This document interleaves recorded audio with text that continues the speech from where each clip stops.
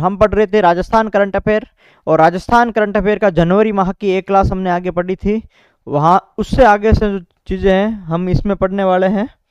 तो देखो कल तक हमने जो है, कल लास्ट क्लास में हमने कर्म भूमि से मातृभूमि जो अभियान है, वर्षा जल संचयन अभियान, यहाँ तक हमने पढ़ लिया था। और हमारी जो बुक है उसके अंदर ये सारी चीज़ें दे रखी है। हम जो अपनी राजस्थान करंट अफेयर की बुक है उसको हम जो है वो लगातार पढ़ते जा रहे हैं। हमने शुरुआत जनवरी माह से की है, हम जनवरी से लेकर के जुलाई तक जो है संपूर्ण बुक है हम उसको पढ़ेंगे। और यदि आपको इसको प्रिंट करवाना है तो प्रिंट करवाने के लिए ऐप के अंदर है, डिस्क्रिप्शन में लिंक दे रखी है टेलीग्राम की और ऐप की, तो टेलीग्राम चैनल ज्वाइन कर लीजिए। और ऐप के अंदर ये सारी जो है इसकी बुक की PDF पड़ी है, वहाँ से आप डाउनलोड करके इस बुक को आप प्रिंट करवा लेना, और यहाँ से जो है इस क्लास के साथ साथ में वो बुक सामने रख लेना, ताकि आपको जो चीज़ें हैं वो हैंड टू हैंड याद होती चलेगी भाई। ठीक है, जैसे देखो मार्क 2 जो है मिसाइल, ये आपके DRDO की, इसमें सफलता आपको DRDO की मिली है इसके परीक्षण में। इसकी परीक्षण है वो आपके जनवरी 2025 में किया गया था। इसका परीक्षण कहाँ से किया गया था, ये प्रश्न लाइब्रेरियन के अंदर आया था कि मार्क 2 जो मिसाइल है इसका DRDO ने हाल ही में जो है परीक्षण कहाँ पर किया था, तो ये परीक्षण आपके पोखरण फील्ड फायरिंग रेंज है, वहां पर इसका परीक्षण किया गया था। तो एक तो आपको इसका परीक्षण स्थल का याद रखना है कि पोखरण फील्ड फायरिंग रेंज के अंदर जो है जैसलमेर के अंदर इसका परीक्षण किया गया था। इसका विकास किसने किया था, तो DRDO ने किया था भाई। जो DRDO क्या है, रक्षा अनुसंधान विकास संगठन है, इन्होंने इसका विकास किया था। और इसका जो इसका साथ में इन्होंने किन के साथ में मिलकर के निर्माण किया था, तो भाई भारत डायनेमिक्स लिमिटेड है, BDL, ये आपकी निर्माणी संस्था है। यानी आपको जो है मार्क 2, नाग मार्क 2 के अंदर दो नाम आपको याद रखना है, एक तो DRDO और एक आपकी BDL। ठीक है, BDL भी नाम याद रखना है। BDL का मतलब हो गया भारत डायनेमिक्स, आपकी BDL का मतलब हो गया भारत डायनेमिक्स। ठीक है, क्या हो गया भाई, डायनेमिक्स लिमिटेड, भारत आपके डायनेमिक्स लिमिटेड है BDL, ये नाम भी आपको याद रखना है। और ये जो है आपके निर्माणी संस्था है, और आपके कहाँ पर हुआ था, Pokhran field firing range Jaisalmer के अंदर इसका आयोजन हुआ था। नाग मार्क 2 मिसाइल है, इसका आपको याद रखना, ये इंपॉर्टेंट है, हालांकि लाइब्रेरियन के अंदर इसका प्रश्न पूछ लिया गया है। इसकी मुख्य विशेषताएं क्या क्या है भाई, ये 30 पीढ़ी की स्वदेशी एंटी टैंक गाइडेड मिसाइल है। यानी नाग मार्क 2 क्या है, आपके एंटी टैंक गाइडेड मिसाइल है। ये पूछा जाता है कि कौन सी मिसाइल है ये, तो ये एंटी टैंक गाइडेड मिसाइल है, और ये आपकी तीसरी पीढ़ी की स्वदेशी मिसाइल है भाई, ये याद रखना है। ये एयर्स जो है तकनीक से संचालित है। एयर्स का मतलब हो गया एक्टिव इमेजिंग आपके इंफ्रारेड सिक्कर। ठीक है, ये आपके एक्टिव इमेजिंग इंफ्रारेड सिक्कर यानी एयर्स तकनीक से सुसज्जित है। इसकी मारक क्षमता आपकी कितनी है भाई, 7 से 10 किलोमीटर के मध्य है। जो मार्क फर्स्ट था उसकी आपकी रेंज थी वो आपके 4 किलोमीटर थी, और मार्क 2 की रेंज है वो आपकी बढ़ करके कितनी हो गई, 7 से 10 किलोमीटर के मध्य हो गई। तो नाग मार्क 2 का परीक्षण है वो हाल ही में पोखरण के अंदर किया गया था, ये आपको याद रखना है भाई। ठीक है, उसके बाद में देखो आप नाग जो है, नाग मिसाइल कैरियर आपका संस्करण 2 का भी आपके सफल फील्ड टेस्ट किया गया था। ये आपके क्या है, ये आपके जो नाग मिसाइल आपके कैरियर है, ठीक है, नामिका जिसको बोलते हैं, आपके इसको शॉर्ट में क्या बोलते हैं, नामिका बोलते हैं। ये आपके नाग मिसाइल कैरियर है जिसका संस्करण 2 का है आपके फील्ड परीक्षण किया गया था। ये DRDO के integrated guided missile development program है, यानी ये आपके क्या है, निर्देशित है। हमने यही तो पढ़ा था कि भाई ये क्या है, निर्देशित आपके जो है गाइडेड एंटी टैंक मिसाइल है भाई, गाइडेड निर्देशित या फिर गाइडेड को एंटी टैंक मिसाइल है, और ये आपकी क्या है, डेवलपमेंट मिसाइल का हिस्सा है। यानी ये जो आपके लिखा हुआ है, देखो ये आपके क्या लिखा हुआ है, DRDO ने इसका आपके किया था, और ये आपकी क्या है, स्वदेशी एंटी टैंक गाइडेड मिसाइल है। तो इस मिसाइल का निर्माण DRDO ने किया था। तो DRDO ने किस आपके प्रोग्राम के तहत किया था, उस प्रोग्राम का नाम क्या है आपके, उस प्रोग्राम का नाम आपके क्या है, integrated guided missile development program है। यानी ये आपके IGMDP, ठीक है, IGMDP एक प्रोग्राम है, अब्दुल कलाम के समय का एक प्रोग्राम था, उस प्रोग्राम के तहत में जो है इसका निर्माण किया गया था भाई। ठीक है, नाग MK2 भारत की टैंक रोधी क्षमताओं को और मजबूत करेगा, और ये दुश्मन के आधुनिक टैंकों को थर्मल सिग्नेचर से आपके पहचान कर सटीक निशाना है वो साधता है भाई। तो कुल मिला के आपको इतना ही याद रखना है कि नाग MK2 जो है आपके मार्क 2 मिसाइल है, इसका परीक्षण आपके पोखरण के अंदर हुआ था। सबसे इंपॉर्टेंट यही है, और ये आपकी क्या है, एंटी टैंक गाइडेड मिसाइल है, ये भी आपको याद रखनी, तीसरी स्वदेशी है। उसके बाद में देखो आपका उल्लास मेला है, नव भारत साक्षरता अभियान। उल्लास मेला नव भारत साक्षरता जो अभियान है, इसका आयोजन आपके जनवरी के अंदर हुआ था, यानी 21 जनवरी को इंदिरा गांधी पंचायती राज ग्रामीण विकास संस्थान है कौन सा संस्थान? इंदिरा गांधी पंचायती राज एवं ग्रामीण विकास संस्थान, यहाँ पर है इसका उल्लास मेला का आयोजन हुआ है भाई। ये क्या है? ये एक नव भारत साक्षरता अभियान है और इस अभियान का नाम क्या है? उल्लास मेला है। ठीक है, यानी उल्लास आपके नव भारत साक्षरता कार्यक्रम के अंतर्गत ये अभियान है वो संचालित हो रहा है। और इसकी जो कार्यक्रम की मुख्य विशेषता क्या है भाई? तो ये कार्यक्रम क्या है? आपके स्वयंसेवी शिक्षण आधारित है भाई। ठीक है, ये कार्यक्रम क्या है? स्वयंसेवी शिक्षण आधारित है। यानी स्वयं सेवक कौन है इसके अंदर? इसके अंदर आपके एनसीसी और एनएसएस के जो छात्र हैं, आपकी बीएड इंटर्न के छात्र हैं, आपके आंगनबाड़ी कार्यकर्ता है, सेवानिवृत्त कर्मचारी है और भूतपूर्व सैनिक है भाई। कौन है? भूतपूर्व सैनिक है। ये सभी क्या है? बिना मानदेय के 15 वर्ष या उससे अधिक आयु के निरक्षरों को क्या कर रहे हैं? साक्षर बना रहे हैं भाई। ठीक है, तो इंपॉर्टेंट बात यह है कि जो है इस अभियान का नाम क्या है? तो ये अभियान है आपके उल्लास मेला नव भारत साक्षरता अभियान है। और ये अभियान क्या कर रहा है? ये अभियान जो 15 वर्ष और उससे अधिक आयु के निरक्षर है उनको साक्षर बना रहे हैं। और कौन? बिना मानदेय के साक्षर बना रहे हैं। कौन बना रहे हैं भाई? स्वयंसेवी शिक्षण के आधार पर। स्वयंसेवी शिक्षण के अंतर्गत कौन कौन शामिल है?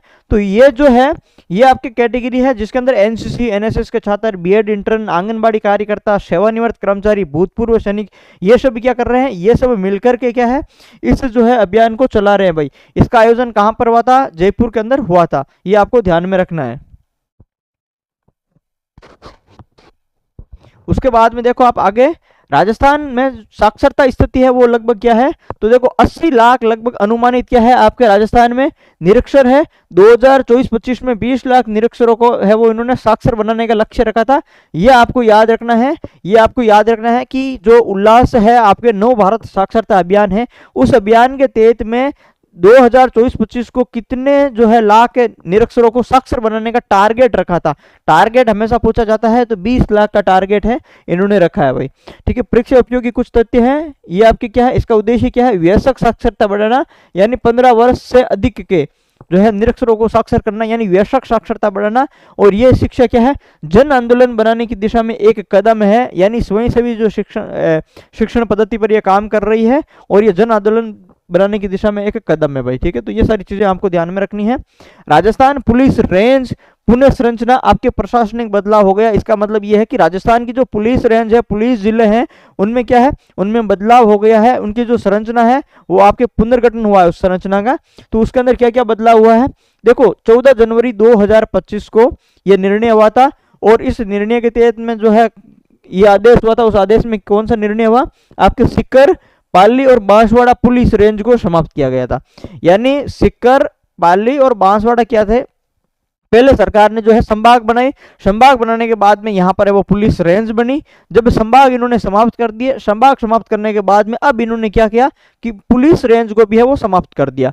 यानी सीकर, पाली और बांसवाड़ा 3 संभाग बने और तीनों में अब क्या है? संभाग समाप्त किया और तीनों में पुलिस रेंज को भी क्या है? समाप्त कर दिया। तो पहली बात तो है याद रखना है, इंपॉर्टेंट है। अब वर्तमान में क्या संरचना बच गई भाई? तो राजस्थान में अब वर्तमान में 7 पुलिस रेंज और आपके 2 पुलिस कमिश्नरेट जो जयपुर और जोधपुर है वो बच गई। यानी पहले पुलिस रेंज जो है आपकी कितनी हो गई थी? 10 हो गई थी। और अब जो कितनी है भाई? 3 समाप्त कर दिया, तो अब कितनी बची? 7 बची। तो कुल मिला के अब जो है वर्तमान संरचना यह है कि 7 पुलिस रेंज है और 2 आपके पुलिस कमिश्नरेट है। कुल मिला के जयपुर और जोधपुर क्या है? 2 आपके पुलिस कमिश्नरेट है भाई। अब इनकी विशेषता क्या है? तो देखो कुल मिला के जयपुर रेंज और आपके जोधपुर रेंज, ये 2 क्या है? ये 2 पुलिस कमिश्नरेट है और यहाँ पर क्या है? 8 पुलिस जिले हैं। प्रत्येक के अंदर कितने पुलिस जिले शामिल है? जयपुर रेंज के अंदर भी 8 जिले शामिल आते हैं और जोधपुर रेंज के अंदर भी 8 पुलिस जिले शामिल आते हैं भाई। कुछ जो है नए रेंज वार जिले इस प्रकार शामिल है क्योंकि ये 3 रेंज यहाँ पर समाप्त कर दी, तो यहाँ के जो पुलिस जिले हैं वो यहाँ पे वापस निकाल के पुरानी रेंज के अंदर इन्होंने शामिल किए हैं। तो है कुछ थोड़ा बहुत बदलाव हुआ है। तो अभी वर्तमान की स्थिति है वो अपने सामने ये है कि आपकी क्या है? 7 रेंज तो पुलिस है और 2 पुलिस कमिश्नरेट है जयपुर जोधपुर, 3 समाप्त हुए। सारी चीजें याद रखनी है आपको। जयपुर और जोधपुर के अंदर 8 पुलिस जिले हैं, ये भी याद रखना है। और यहाँ पर रेंज वार थोड़ा बहुत आइडिया रखना है कि अजमेर रेंज के अंदर जैसे अजमेर जिला शामिल है, भीलवाड़ा जिला भी शामिल है, टोंक जिला भी शामिल है, ब्यावर है और नागौर, डीडवाना, कुचामन। यानी संभाग के आधार पर देखो आप अजमेर संभाग के जो जिले हैं, अजमेर संभाग के जो जिले हैं वही आपके क्या है? इन जो पुलिस रेंज है उन्हीं के जिले हैं। लगभग सेम ही चीजें हैं। आप देखना भरतपुर रेंज के ऊपर आपके भरतपुर, धौलपुर, करौली, डीग और सवाई माधोपुर है। बीकानेर रेंज के अंदर आपके बीकानेर जिला है, बीकानेर पुलिस जिला, गंगानगर पुलिस जिला, हनुमानगढ़ पुलिस जिला और चूरू पुलिस जिला। क्या भाई, ये पुलिस जिला है, तो आपको इसी हिसाब से याद रखना है। उसके बाद में देखो आप उदयपुर, तो उसके अंदर उदयपुर आ रहा है, चित्तौड़, राजसमंद, प्रतापगढ़, डूंगरपुर, बांसवाड़ा और सलूम्बर। ये क्या है, ये आपके उदयपुर जो है आपके पुलिस रेंज है, और उदयपुर रेंज के अंदर इतने पुलिस जिले आ रहे हैं। यानी जो संभाग को समाप्त किए, तो संभाग के अंदर जो जिले शामिल थे वो वापस पूर्व जो स्थिति थी उन स्थिति के अंदर वापस कर दिए गए हैं। यानी आप देखो कि जयपुर रेंज के अंदर जयपुर ग्रामीण, कोटपुतली, बहरोड, दौसा, अलवर, खेरतल, तिजारा, भिवाड़ी, झुंझुनू, सीकर। अब यहाँ पर देखो कि जयपुर जो रेंज है, जयपुर रेंज के अंदर एक तो जयपुर ग्रामीण आ रहा है, जबकि जयपुर ग्रामीण है वो जिला जो है हटा दिया है, ठीक है। जबकि जयपुर ग्रामीण जो है आपके पुलिस रेंज अलग है, तो जयपुर ग्रामीण ये अलग है, क्योंकि जयपुर तो कमिश्नरेट बना दिया, तो जयपुर ग्रामीण पुलिस जिला है। आपके कोटपुतली, बहरोड इसके अंदर है, दौसा भी इसके अंदर है, अलवर भी इसके अंदर है, आपके खेरतल, तिजारा, भिवाड़ी और आपके झुंझुनू, सीकर, ठीक है। आपके झुंझुनू, सीकर है, ये सभी आपके जयपुर रेंज के अंदर आ रहे हैं। जोधपुर रेंज के अंदर एक तो जोधपुर ग्रामीण पुलिस जिला, फलौदी, जैसलमेर, बाड़मेर, बालोतरा, पाली, सिरोही और जालोर, क्योंकि पाली को हटा दिया तो सभी वापस इसमें शामिल कर दिए। वही आपके कोटा रेंज के अंदर एक तो कोटा शहर है और कोटा ग्रामीण है। ये बात याद ध्यान में रखना कि जो कोटा के अंदर, कोटा आपके ग्रामीण और कोटा शहर दो पुलिस रेंज बने हुए हैं, यानी दो पुलिस रेंज नहीं, सॉरी, दो पुलिस जिले बने हुए हैं। कोटा रेंज के अंतर्गत आते हैं बूंदी, बारा और झालावाड़, यानी बूंदी, बारा, झालावाड़ तीन तो यही हो गए, और दो आपके जो है कोटा के बने हुए। कौन है, एक तो आपके कोटा शहर है और एक कोटा ग्रामीण है। जोधपुर के अंदर जोधपुर ग्रामीण है, बाकी सभी जिले हैं। और आपके जयपुर के अंदर जयपुर ग्रामीण बना हुआ है, और बाकी जो है सभी है आपके नए जिले हैं। ये भिवाड़ी है, ये भिवाड़ी आपका क्या है, अलग है, ठीक है। बाकी जो खेरतल, तिजारा, कोटपुतली और आपके बहरोड, ये तो दो तो जिले हैं, और आपके एक भिवाड़ी है, ये आपका पुलिस जिला अलग से बनाया हुआ है, तो इसको भी आप ध्यान में रखें, ये जयपुर रेंज के अंतर्गत आता है। और इसके साथ में क्या है, प्रशासनिक पुनर्गठन किया हुआ है कि 9 जिलों को आपके समाप्त कर तहसील स्तर पर आपके समाहित किया गया है। यानी ये आपको पता है कि 9 जिले हैं जो समाप्त कर दिए हैं, वापस इनको क्या है, तहसील स्तर पर समाप्त कर दिए हैं। और जो यहाँ पर जो कोषालय वहां पर बनाए हुए थे, वहां पर है उप कोषालय वापस बनाए गए हैं भाई, ठीक है। जैसे कौन सा, एक तो अनूपगढ़ है, दुद्दू है, गंगापुर सिटी, केकड़ी, नीम का थाना, सांचौर और शाहपुरा, ठीक है। इनको क्या है, इनको कोषालय से वापस उप कोषालय बनाया गया है, और इन जिलों को है वो समाप्त भी कर दिया गया है। तो ये चीजें भी याद रखना है, आपको याद रखना है कि कौन से जिले समाप्त हुए हैं, कौन से जो आपके संभाग हैं वो आपके समाप्त हुए हैं। पुलिस के अंदर क्या प्रशासन जो चेंज हुआ है वो भी ध्यान में रखना है। और उसके बाद में आपके राजस्थान उच्च न्यायालय के कुछ नए न्यायाधीशों की नियुक्ति हुई भाई, ठीक है। कुछ नए न्यायाधीशों की नियुक्ति हुई है। जैसे बात करें कि 27 जनवरी जो है 2025 को आपकी नियुक्ति हुई थी, 3 नए न्यायाधीशों को यहाँ पर शपथ दिलाई गई थी। कौन से, एक तो आपके चंद्रशेखर शर्मा है, जो जोधपुर मेट्रो के आपके डिस्ट्रिक्ट जज हैं, वो आपके क्या है, न्यायाधीश बनाए गए हैं भाई। राजस्थान उच्च न्यायालय ने आपके 3 न्यायाधीशों की नियुक्ति की है। एक तो आपके चंद्रशेखर शर्मा, एक आपके परमिल कुमार माथुर, एक आपके चंद्र प्रकाश श्रीमाली, ये 3 हैं आपके। 3 याद रखना नाम, चंद्र प्रकाश, परमिल माथुर और आपके चंद्र प्रकाश श्रीमाली, चंद्रशेखर और चंद्र प्रकाश श्रीमाली, ये 3 है। ये आपके जनवरी के अंदर बनाए गए थे, और जनवरी के अंदर ये बनाने के बाद में जो है आपके संख्या कितनी हो गई थी, उस समय 33 हो गई थी इनके बनाने के बाद में। लेकिन अब हाल ही के अंदर जो संख्या है वो आपके 43 हो चुकी है, यानी 43 जो है आपके न्यायाधीश हो चुके हैं राजस्थान हाईकोर्ट के अंदर। कुल जो स्वीकृत पद है वो आपके 50 है, और वर्तमान में 43 जो है वो पद पर कार्यरत है। यानी आज तक के सबसे ज्यादा है वो वर्तमान एक साथ में जो पद पर पदस्थ है वो आपके 43 संख्या है। इतने कभी एक साथ में हुए नहीं थे, 43 पद कभी नहीं भरे गए थे। 50 संख्या है, लेकिन पद 43 सबसे ज्यादा पहली बार ही भरे गए हैं। यानी ये तो जनवरी की न्यूज पढ़ रहे हैं हम, तो जनवरी के अंदर इन 3 को जो है अपॉइंट किया था, इन 3 को अपॉइंट करने के बाद में संख्या 33 हो गई थी, अब वर्तमान में 43 है, ठीक है। तो ये तो जो है वैसे भी आपको हालांकि नहीं पूछा जा सकता, क्योंकि अब वर्तमान के आंकड़े चेंज हो गए, तो या तो वर्तमान के अंदर पूछेंगे, और वैसे भी ये जनवरी का है, तो यदि आपके एग्जाम के अंदर प्रश्न आ रहे हैं तो अभी जैसे भी जितने भी एग्जाम हो रहे हैं, जैसे आरपीएससी का भी एग्जाम हुआ था, आपके देख लो कि जुलाई के अंदर जो एग्जाम हुए हैं उनके अंदर जो है वो अप्रैल मई के करंट अफेयर पूछे गए हैं, और बोर्ड का जो आपके जुलाई के अंदर हुआ है उनमें भी अप्रैल मई का प्रश्न पूछा गया है। तो जो है अब आपके जैसे अगस्त में पेपर हो रहा है, तो उसके अंदर संभावना है कि मई जून के प्रश्न पूछे जाए। सितंबर में प्रश्न हो रहा था, जून जुलाई के है वो प्रश्न पूछे जाएंगे। तो लगभग 4-5 महीने पहले का करंट अफेयर पूछा जा रहा है। तो हम जनवरी से पढ़ रहे हैं, ठीक है भाई। आपको इन चीज़ों को ध्यान में रखना है। अगर आप अच्छे से को किसी जिले को पढ़ रहे हो तो आप जो है उससे 3-4 महीने के पहले जिले हैं वो अच्छे से पढ़ लो, ठीक है, वो अच्छे से पढ़ लो। जैसे बात करें कि सेकंड ग्रेड की, तो वो उनका अगर सितंबर में पेपर है तो वो उनका टारगेट ये होना चाहिए कि मई जून जुलाई है वो उनको अच्छे से पढ़े, ठीक है। आप फोर्थ ग्रेड की बात करें तो फोर्थ ग्रेड के लिए भी यही है कि आप मई जून जुलाई है उनको आप अच्छे से पढ़ें, ठीक है। तो जिनके सितंबर में पेपर है वो इन्हीं जिलों को अच्छे से पढ़ें। सुप्रीम कोर्ट की सिफारिश पर राष्ट्रपति द्वारा नियुक्ति की गई, अब जो है वो 33 हो गई, अब 43 हो गई भाई, ये तो अपने कोई काम की नहीं है। और उससे पहले अक्टूबर 2024 में भी इनका है अरुण मोगा, मुंदरी लक्ष्मण एवं अविनाश जिंगन, इनकी भी नियुक्ति की गई थी। तो यहाँ पर जो है याद रखने लायक कुछ भी नहीं है, क्योंकि अब जो है यहाँ से मुझे नहीं लग रहा कोई प्रश्न पूछेंगे। उसके बाद में देखो आप जयपुर, जयपुर आपके इंटरनेशनल फिल्म फेस्टिवल, आपके JIFF यानी जयपुर इंटरनेशनल फिल्म फेस्टिवल है। इसका आयोजन आपके 17 से 21 जनवरी 2025 को हुआ था। आपके RIC यानी राजस्थान इंटरनेशनल सेंटर के अंदर इसका आयोजन हुआ था। इसका संस्करण कौन सा था ये ध्यान में रखना है कि जयपुर जो इंटरनेशनल फिल्म फेस्टिवल है उसका 17वां संस्करण था। और इसके जो आयोजक है वो आपके कौन है, AIRST जो है वो इसका आयोजन है भाई। ऑल इंडिया इंटरनेशनल जो आपके जो फिल्म है फेस्टिवल है, ये संस्था है वो इसका आयोजन करती है। 400 प्लस आपके फिल्मी हस्तियों की भागीदारी जो है, 400 प्लस फिल्मी हस्तियों की यहाँ पर इसके अंदर भागीदारी हुई थी। जैसे उसके अंदर सभी निर्माता हैं, सभी निर्देशक हैं, अभिनेता हैं, जितनी भी फिल्मों का जो है यहाँ पर आपके लिस्टेड हुई थी, उन सभी फिल्मों के जो आपके ये जो फिल्म से संबंधित जिनका है वो कलाकार हैं, कोई भी हो, वो सभी इसमें शामिल हुए थे। 48 देशों की 57 भाषा की 240 फिल्में यहाँ पर प्रदर्शित हुई है। जो फिल्में प्रदर्शित हुई है उनके अभिनेता, निर्देशक, निर्माता ये सभी शामिल हुए, ठीक है। पहली बार आपके भोजपुरी फिल्मों को भी है वो इसमें शामिल किया गया था। तो ये आपके जो है आपके याद करने लायक ये पॉइंट बनता है कि भाई जयपुर इंटरनेशनल फिल्म फेस्टिवल के अंदर पहली बार भोजपुरी फिल्मों को शामिल किया गया था। और यहाँ पर राजस्थानी भाषा की जो है वो आपके 23 फिल्में प्रदर्शित की गई थी, यानी टोटल है वो 240 फिल्में प्रदर्शित की गई थी 57 भाषा की, जिसके अंदर आपके राजस्थानी की 23 है फिल्में यहाँ पर प्रदर्शित की गई थी। तो ये जो चीजें हैं थोड़ा ध्यान में रखना, राजस्थान का 23, टोटल 240 फिल्में, जिसमें भोजपुरी फिल्में पहली बार यहाँ पर हुआ था। 17वां संस्करण है और आपके जयपुर में आयोजन हुआ। यहाँ पर बेस्ट शॉर्ट डॉक्यूमेंट्री फिल्म है वो आपके मेड इन पैराडाइज को मिला था। और इसके जो आपके निर्देशक कौन है, अनिरुद्ध दास है। बेस्ट आपके शॉर्ट फिल्म का जो पुरस्कार है वो आपके वोदगा आपके फेटा को मिला था। इसका आपके निर्देशक कौन है, एलिजाबेथ सिल्वेरो है, फ्रांस के। उसके बाद में आपके बेस्ट स्क्रिप्ट है वो आपके अमृतसर जंक्शन को मिला है। इसके आपके निर्देशक आदित्य जाम्बले हैं। बेस्ट डायरेक्टर का पुरस्कार आपके अनसुनी चिखे को मिला है। इनके निर्देशक आपके पार्थ सारथी है।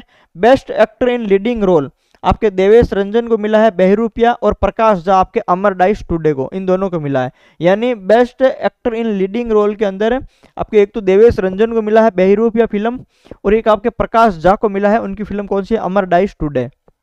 इनके अलावा बेस्ट एक्ट्रेस इन आपके लीडिंग रोल, ठीक है, ये आपके एक्टर है। और best actress in leading role आपके कौन सी है, सीमा विश्वास को मिला है अनसुनी चिखे के लिए। तो अनसुनी चिखे के डायरेक्टर एक तो आपके पार्थ सारथी महंत है, इनको बेस्ट डायरेक्टर का अवार्ड है वो मिला है। और आपके best actress in leading role का अवार्ड भी आपके अनसुनी चिखे फिल्म के जो आपके एक्ट्रेस है सीमा विश्वास, उनको मिला भाई। और बेस्ट आपके चिल्ड्रन फिल्म, ठीक है, बेस्ट आपके जो चिल्ड्रन फिल्म है, और इनके अवार्ड आपके केकुटई रानी या रुमाल रानी जिसको बोलते हैं उनको मिला है, यानी देवयानी बेतार बेट। इनके निर्देशक कौन है, देवयानी बेतार बेट है। बेस्ट चिल्ड्रन फिल्म आपके रुमाल रानी है, ठीक है भाई। बेस्ट चिल्ड्रन फिल्म आपके कौन सी है, रुमाल रानी है, या आपके केकुटई रानी भी इसको बोलते हैं। तो आपके बेस्ट ये आपके 2-3 चीजें हैं, ये ध्यान में रखना, एक्टर, एक्ट्रेस, चिल्ड्रन फिल्म और डायरेक्टर, और ये डॉक्यूमेंट्री फिल्म है, ये भी ध्यान में रख लेना, ठीक है। उसके बाद में देखो आप जयपुर लिटरेचर फेस्टिवल, ये जयपुर लिटरेचर फेस्टिवल है, इसका क्या है, हमेशा संस्करण पूछा जाता है। एक तो आपके जो इंटरनेशनल आपके फिल्म फेस्टिवल है, जयपुर इंटरनेशनल आपके फिल्म फेस्टिवल है, उसका 17वां संस्करण है वो पूछा जाता है। एक आपके जयपुर लिटरेचर फेस्टिवल है, इसका संस्करण पूछा जाता है, ठीक है। 18वां संस्करण है, बहुत बार पूछा भी गया है कि जयपुर लिटरेचर फिल्म फेस्टिवल, ठीक है। आपके जयपुर लिटरेचर जो फिल्म फेस्टिवल है, आपके जो जयपुर लिटरेचर फेस्टिवल है भाई, ठीक है। फिल्म फेस्टिवल तो जयपुर इंटरनेशनल फिल्म फेस्टिवल था, 17वां संस्करण है। ये आपके जयपुर लिटरेचर आपके फेस्टिवल है, ठीक है, फेस्टिवल है। तो इनको जो है आपको 18वां संस्करण है ये कौन सा संस्करण है? ये आपका 18वां संस्करण है। और इसकी थीम कौन सी थी? इसकी थीम उत्सव थी भाई। तो देखो ये जो है आपके जयपुर लिटरेचर फेस्टिवल, ये आपके 30 से 3 फरवरी तक हुआ था। ये डेट भी कभी कभी पूछ ली जाती है, 30 जनवरी से 3 फरवरी तक हुआ था। 18वां संस्करण इस बार था। ये जब 14वां संस्करण था या 15वां संस्करण था, उस समय किसी एग्जाम के अंदर यहाँ पर पूछा गया था, ठीक है। और इस बार जो है 2025 का 18वां संस्करण है। इसकी थीम आपके उत्सव रखी गई थी। ये है आपके जो आपके भारत और विश्व की प्रमुख साहित्यिक हस्तियां हैं, यहाँ पर भागीदारी इन्होंने निभाई थी। इनका आपके यूरोपीय संघ है वो आपके लगातार दूसरे वर्ष क्या है? पार्टनर कंट्री है भाई। यूरोपीय संघ क्या है? लगातार दूसरे वर्ष इसके पार्टनर कंट्री है। ये भी ध्यान में रख लेना आपको कि भाई जो जयपुर लिटरेचर फेस्टिवल है उसकी पार्टनर कंट्री कौन है, ठीक है, उसकी पार्टनर कंट्री कौन है? यूरोपीय संघ है। भारत यूरोप सांस्कृतिक संबंधों को क्या है ये सशक्त बनाने पर बल देती है। और यूरोपीय संघ के 15+ लेखक इसके अंदर क्या है? शामिल हुए हैं भाई। यानी लगातार दूसरे वर्ष आपके जो है यूरोपीय संघ इसकी पार्टनर कंट्री रही है। थीम इसकी उत्सव है। और आपका इसका संस्करण कौन सा है? आपका 18वां संस्करण है। ये चीजें आपको ध्यान में रखनी है भाई। इसके अलावा यहाँ पर आपके क्या है? Annual states of education report है। ये ग्रामीण जो है आपके जिलों की स्कूलें और बच्चों से संबंधित एक रिपोर्ट है। ये वार्षिक शिक्षा रिपोर्ट होती है भाई, ठीक है। ये क्या है? ये आपके वार्षिक शिक्षा स्थिति रिपोर्ट है। यानी ये एनुअल स्टेट्स, ठीक है, एनुअल स्टेटस ऑफ आपके कौन सी है भाई? एजुकेशन रिपोर्ट है, आपके ग्रामीण क्षेत्र की है। यानी ये वार्षिक शिक्षा स्थिति रिपोर्ट है। यानी बात करें कि इनके जो प्रस्तुतिकर्ता है ये आपके कौन है? डॉक्टर माधव चौहान और आपके सुश्री फरीदा लंब है। सुश्री आपके कौन सी? फरीदा लंब है। इनकी एक संस्था है, संस्था का नाम क्या? प्रथम, ठीक है, प्रथम संस्था है। और प्रथम संस्था के ये आपके कौन है? डॉक्टर माधव चौहान और आपके फरीदा लंब है। इन्होंने जो है इसके आपके जो इसको जारी किया या इसकी प्रस्तुति की है। इसका संस्करण कौन सा है भाई? 14वां संस्करण है। और ये जो प्रथम संस्था है ये भी इंपॉर्टेंट है, काफी पुरस्कार भी जीत चुकी है भाई शिक्षा के क्षेत्र में या सामाजिक कार्य के क्षेत्र में। इनका संस्करण कौन सा है भाई? 14वां संस्करण है। ये भी ध्यान में रखें कि जो ASER है आपके एनुअल स्टेटस ऑफ आपके एजुकेशन रिपोर्ट है, 14वां संस्करण। कुल सर्वे डेटा इसका कौन सा है भाई? कुल सर्वे डेटा के अंदर यहाँ पर जो है सर्वे किया गया था, इन्होंने 605 जिलों के अंदर इन्होंने सर्वे किया था 17,797 गांवों में। और कितने बच्चों पर सर्वे किया? आपके 6,49,491 बच्चों पर इन्होंने सर्वे किया था। अब यहाँ पर क्या सर्वे जो किया इन्होंने, इस सर्वे से कौन कौन से आंकड़े या तथ्य निकल के आए वो हमें पूछा जाता है भाई। इन्होंने सर्वे कर लिया। अब सर्वे के आधार पर जो है हमें ये याद रखना है कि भाई 33 जिलों के 988 गांवों में 39,000 बच्चों पर इन्होंने जब सर्वे किया राजस्थान के अंदर, ठीक है, राजस्थान के अंदर बात करें, इंडिया के अंदर तो इन्होंने कुल जो है 605 जिलों में बात की, ठीक है, 605 जिलों पे और 17,997 गांवों पर सर्वे किया।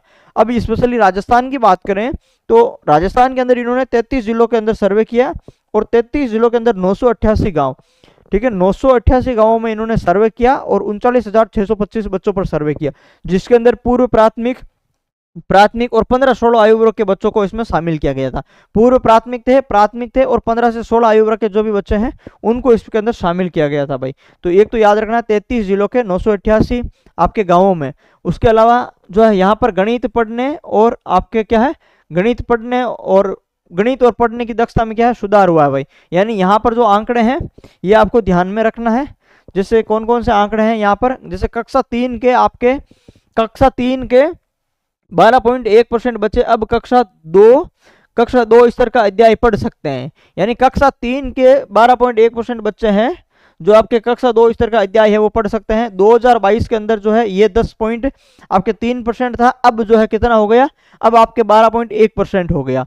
उसके बाद में कक्षा 2 के आपके 36% बच्चे हैं वो आपके 11 से 99 तक की संख्या क्या है पहचान सकते हैं।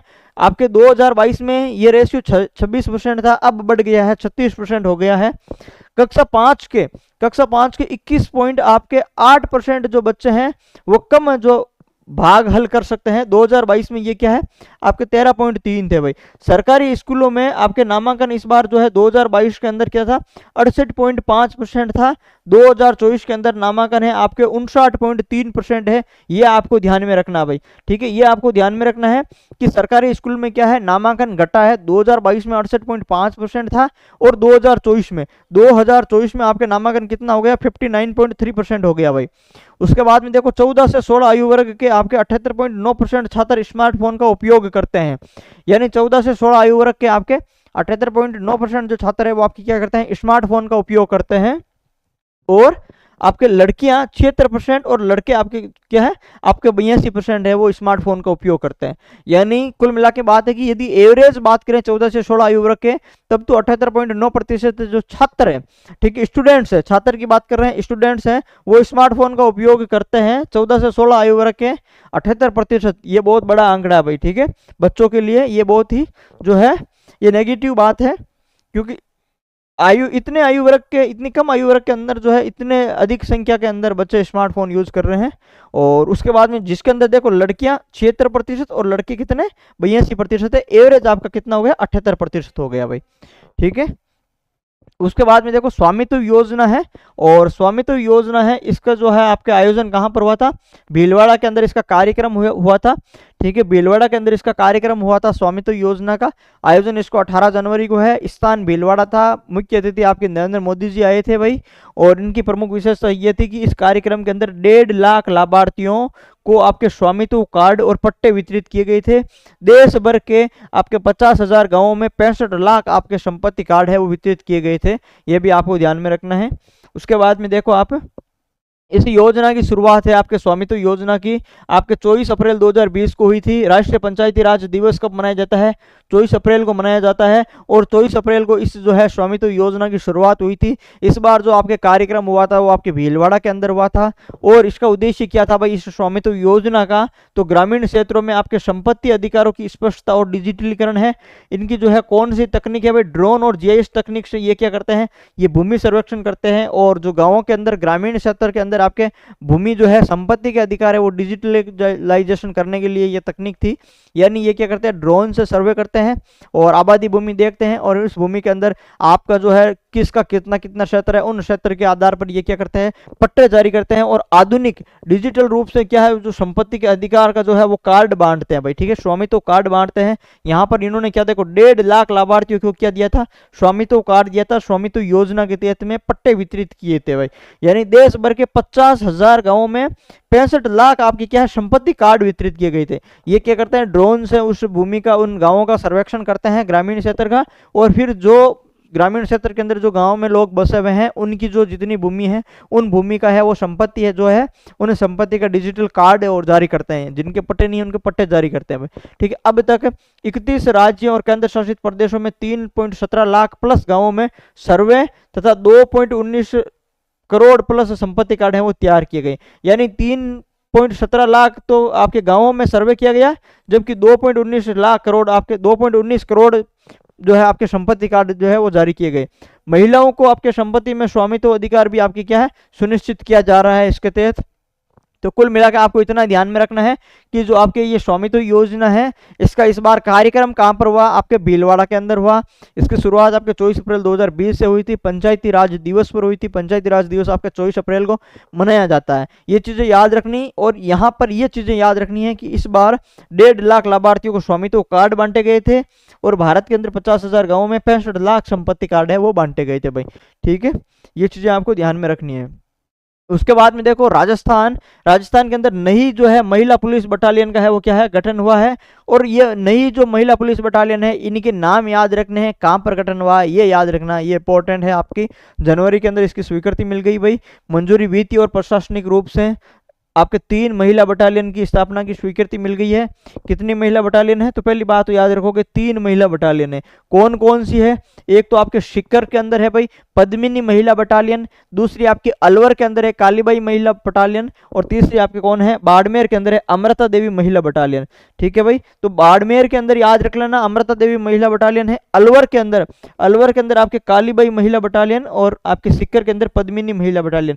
3 है, तीनों का नाम और ये सारी चीजें चीजें याद रखनी है भाई, पद्मिनी, कालीबाई और अमृता, इनके नाम पर महिला बटालियन है, उनकी स्वीकृति दी गई है सीकर, अलवर और आपके बाड़मेर में। इसके अलावा आपके आपके कुल जो है 2216 पद स्वीकृत किए गए हैं, यानी प्रत्येक बटालियन में जो है 500 कांस्टेबल होंगे और एक एक कमांडेड, एक एक डिप्टी कमांडेड, दो दो आपके सहायक कमांडेड, तीन तीन आपके कंपनी कमांडर और उसके बाद में 13 आपके प्लाटून कमांडर और एक एक आपके प्लाटून कमांडर एमटी। और उसके अलावा राजस्थान की आपकी क्या है, राजस्थान की आपकी पहली महिला बटालियन आपकी कौन सी थी, हाड़ी रानी बटालियन थी, जिसकी स्थापना आपके 2008 में अजमेर में हुई थी भाई। यानी राजस्थान की आपके पहली महिला बटालियन, ठीक है भाई, राजस्थान की पहली महिला बटालियन आपकी कौन सी थी, हाड़ी रानी बटालियन थी, जिसकी स्थापना आपके 2008 में अजमेर में हुई थी। और इसके अलावा कुल महिला बटालियन की संख्या अब कितनी हो गई है, अब 4 हो गई है भाई। पहले एक बटालियन थी, हाड़ी रानी बटालियन थी भाई अजमेर के अंदर 2008 के अंदर, और अब जो है आपकी 4 बटालियन और हो चुकी है, 3 और हो चुकी है, तो टोटल 4 बटालियन हो चुकी है। यानी पहले अजमेर के अंदर कौन सी थी, हाड़ी रानी थी, अब जो है सीकर के अंदर पद्मिनी है, अलवर के अंदर आपके कौन सी है, कालीबाई है, और बाड़मेर के अंदर आपकी कौन सी अमृता है भाई। टोटल 4 हो गई है राजस्थान में। अब कुल बटालियन कितने हो गई भाई, 21 हो गई है, ठीक है। कुल बटालियन कितनी हो गई, 21 हो गई है, जिसमें आपकी क्या है 14 आरएसी बटालियन है, और उसके अलावा जिसमें क्या है, जिसमें 14 आरएसी बटालियन है और 4 क्या है, 4 आपके ये महिला बटालियन है भाई। तो राजस्थान में अब कुल बटालियन कितनी हो गई है, 21 हो गई है भाई। तो ये भी आपको थोड़ा ध्यान में रखना है। उसके बाद में देखो आप सोशल मीडिया इन्फ्लुएंसर्स के लिए आपके 9 प्रसारक नीति आई थी। और ये जो है मैंने आपको पहले बताया था कि सोशल मीडिया के अंदर जो कोई रीले वगैरह बना रहे हैं या आपके इन्फ्लुएंसर हैं जो फेमस है, जिनके मिलियंस और जो आपके क्या है लाखों में सब्सक्राइबर है, वो क्या करते हैं, उनके लिए सरकार ने आपकी क्या है एक नीति या 9 प्रसारक नीति जारी की है। सरकार उनको क्या है पैसे देगी, अपनी योजनाओं का प्रचार प्रसार करवाने के लिए सरकार उनको क्या है एक सैलरी देगी। यानी ये आपके जनवरी के अंदर जारी किया गया था। राजस्थान सरकार ने बजट में इसकी घोषणा की थी।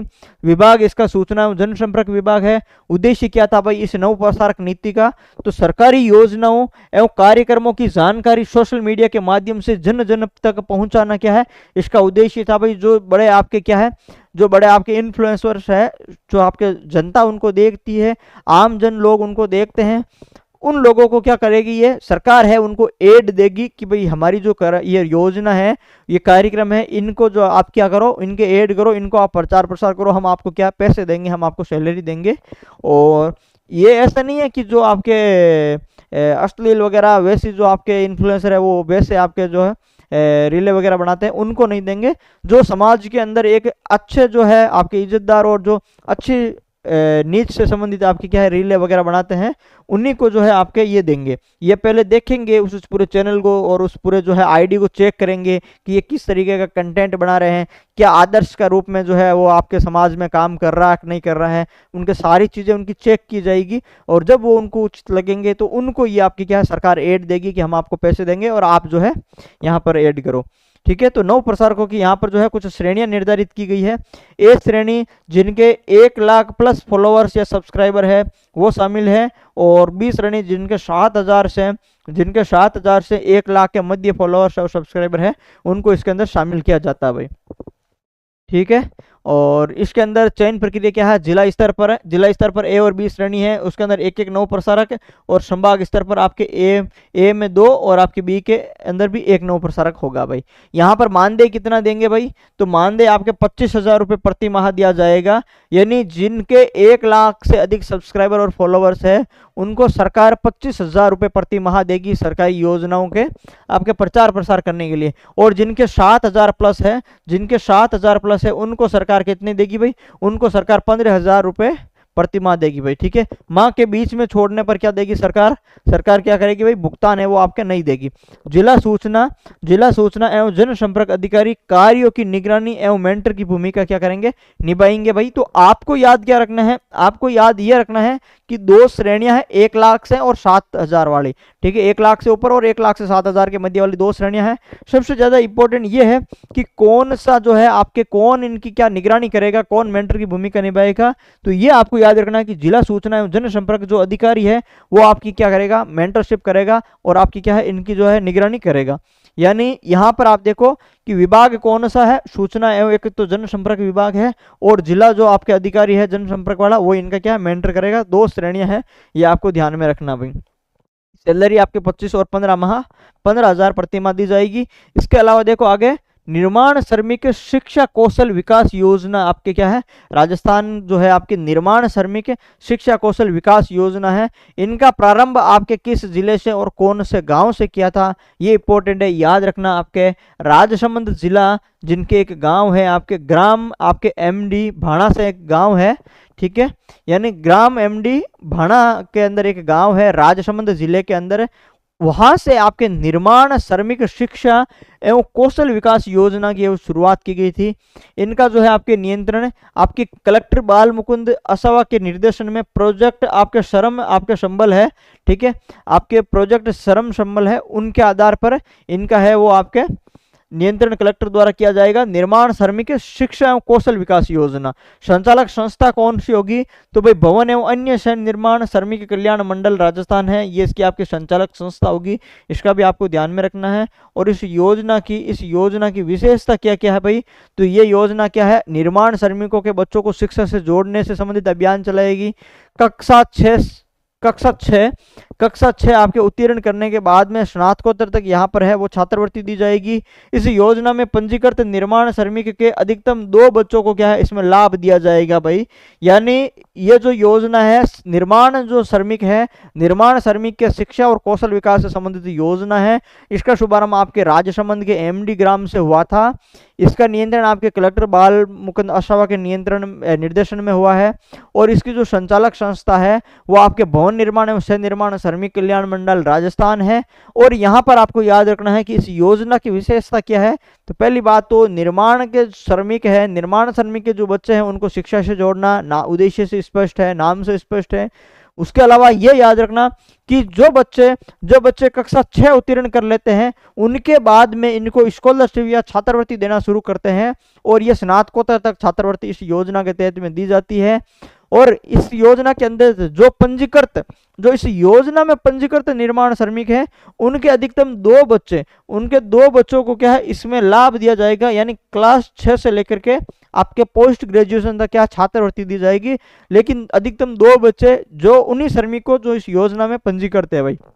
छात्रवृत्ति कैसे देंगे, तो ये जो है आपके 8,000 से 17,000 तक देंगे भाई, पात्रता के अनुसार कि 6ठी क्लास में है, 7th में है, आपके कक्षा 6 से उत्तीर्ण होने के बाद में है, तो कक्षा 7 से शुरू होती है कि भाई कक्षा 7 में है, 8 में है, 9 में है, जिस सेशन पे होगी आप जिस क्लास में होंगे उन पात्रता के अनुसार ये क्या देंगे 8 से 17,000 के मध्य आपके वार्षिक छात्रवृत्ति देंगे भाई।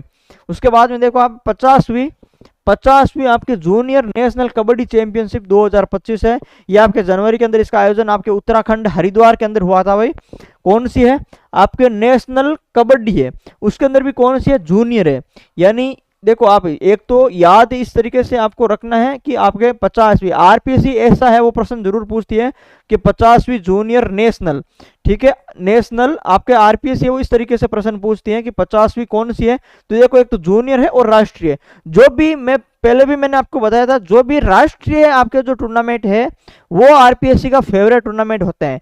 आरपीएससी इंटरनेशनल कम पूछती है, राष्ट्रीय टूर्नामेंट है वो सबसे ज्यादा पूछती है भाई। और आजकल तो जो है पहले इंपॉर्टेंट जो खेल होते हैं जैसे क्रिकेट वगैरह, कबड्डी वगैरह, खो खो वगैरह पहले पूछते थे, आजकल वो मतलब हैंडबॉल है और आपके सेपक टकरा है, नई नई जो खेल है उनके बारे में पूछ रहा है भाई। वो भी कौन सा, राष्ट्रीय खेल। उसके अंदर भी बहुत सारी जैसे कैटेगरीज के अंदर होती है, जैसे जूनियर हो गया, सीनियर हो गया, सब जूनियर हो गया, बच्चों का हो गया, आपके लड़कियों का हो गया, इनके अलावा जो है आपके मिक्स में हो गया। तो जितनी भी श्रेणियां हैं उनके अलग अलग जो इवेंट्स होते हैं वो सभी पूछे जा रहे हैं। आपको सभी का आपको ध्यान में रखना है, मोस्टली वो जो आपके राष्ट्रीय स्तर के हैं और आपके अदर स्टेट में जैसे हो रहे हैं, जैसे उसके अंदर राजस्थान का आपका क्या प्रदर्शन रहा है वो चीजें आपको ध्यान में रखनी। जैसे यहाँ पर बात करें तो देखो कौन सी 50वीं है, जूनियर है, एक सीनियर आती है, एक जूनियर आती है, एक सब जूनियर आती है। तो ये 50वीं जूनियर है, नेशनल कबड्डी चैंपियनशिप है, यानी कबड्डी से संबंधित है। कहां पर इसका आयोजन हुआ था, आपके हरिद्वार उत्तराखंड के अंदर इसका आयोजन हुआ था भाई। चैंपियनशिप जो संस्करण है 50वां लिखा हुआ है, राजस्थान का यहां पर प्रदर्शन किया, यानी आपके उत्तराखंड के अंदर जो कबड्डी चैंपियनशिप हुआ उसके अंदर राजस्थान का प्रदर्शन ये है कि महिला और पुरुष दोनों टीमों ने क्या है, कांस्य पदक जीता भाई। ठीक है, महिला और पुरुष दोनों ही टीमों ने क्या है, कांस्य पदक जीता है। महिला ने भी कांस्य जीता और आपके पुरुषों ने भी कांस्य पदक जीता। इसके अंदर बालक वर्ग के अंदर सेमीफाइनल में उत्तराखंड से हारकर आपके क्या जीता, कांस्य जीता। और बालिका वर्ग में भी सेमीफाइनल में हरियाणा से हार करके क्या है, कांस्य जीता। यानी ये चीजें याद रखना कि जो बालक वर्ग है यानी जो पुरुष वर्ग है ये आपकी क्या है, ये उत्तराखंड से हार करके कांस्य जीते हैं, जबकि बालिकाएं हैं आपके हरियाणा से हार करके कांस्य जीती। दोनों टीमें कांस्य जीती है। जूनियर नेशनल कबड्डी चैंपियनशिप है उत्तराखंड के अंदर आयोजन हुआ है। ये चीजें याद रखनी है आपको। आरपीएससी का फेवरेट टॉपिक है ये भाई। ठीक है, ये आपके फेवरेट टॉपिक है।